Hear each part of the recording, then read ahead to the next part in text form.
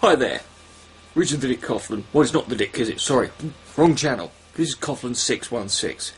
How are you? Good.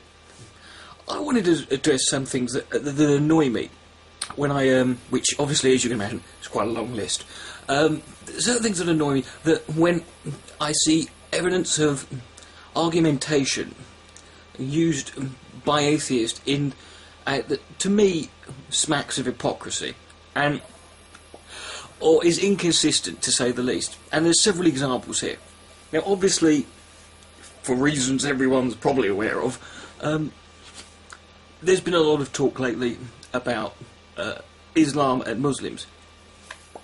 And one thing you hear a lot, not from everyone, and but from intelligent people, is this idea there's no moderates, or if they go on about, well, there are moderates, but if you're a moderate, then you're not really a Muslim, or there's no. And what I don't get about this is, why is it that theists are not allowed to use a no true Scotsman fallacy, but we are?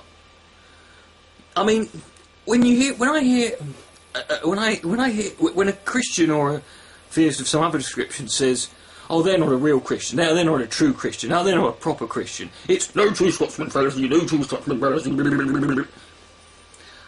But we can go around going, "Oh, there's no they're not really moderate. If they're not moderates, they're not real Muslims." That just pisses me off. I also saw one comment section recently. There was a guy. Just one of these fundy anti-theist pricks who's just in it to have a flame war with people, to quench his sadistic lust of seeing religious people humiliated and to make himself feel big. And he'd actually posted a comment that said atheism equals peace. And someone had brought up, as I'm sure you've heard before, Mao, Stalin, Pol Pot, blah blah blah. And immediately this guy went, "Oh, it wasn't their atheism that caused them to do that, it was their communism, it was the fact they were communist."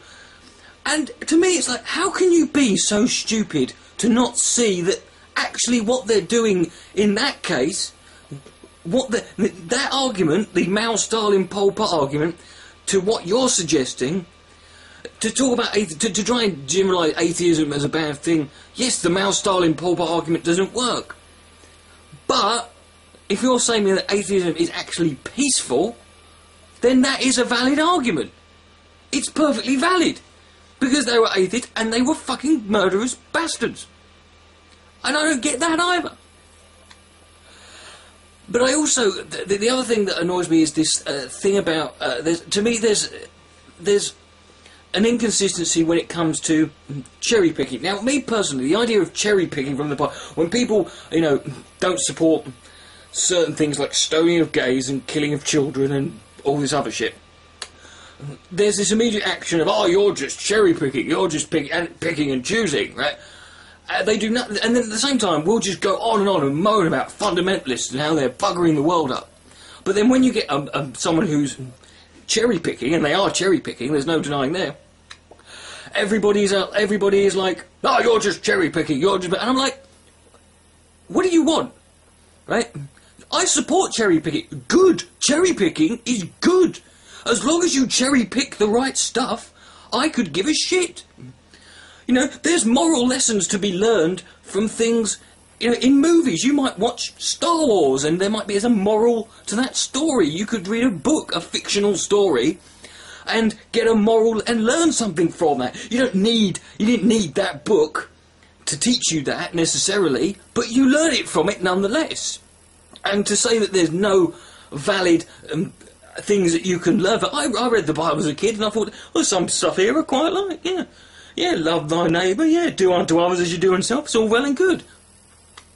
Yes, you don't need the Bible, but you don't necessarily not need it either. It's there. Cherry picking, it's like, people have this attitude, and I see people say, it's like, well, if you're going to be religious, you might as well be an extremist. Why? So they can fuck the world up even more, so they can piss around and bugger us around, and cause even more problems. No! It's not going to, you're not going to wait, there's no one argument or one thing that's going to happen that's going to make religion go and disappear like that. And even then, that's not the problem being solved. If you think it is, you're deluded yourself, right? Because it's quite clear these things exist without religion. But the fact is, I'm all for cherry picking as long as you're cherry picking the right stuff. I know it's inconsistent and hypocritical of them, but so buggering well what? My philosophy is this: I don't really care why someone does something good. I mean, building hospitals is good, but the guys who do it, they're only doing it because they're getting paid, by their employer. They've got a contract to build hospitals. They're not doing it out of the kindness of their bloody heart. Incentive is a way of getting... I personally think that if someone does something good for me, they do the right thing, I don't care what their motivation is. I don't care if they do, it's none of my concern. And I just wanted to get that off my chest. But I'm sure you'll have lots of things to disagree with me on. But that said, we'll see you later. This is Richard Coughlan, 616, saying take care of yourself and your mother.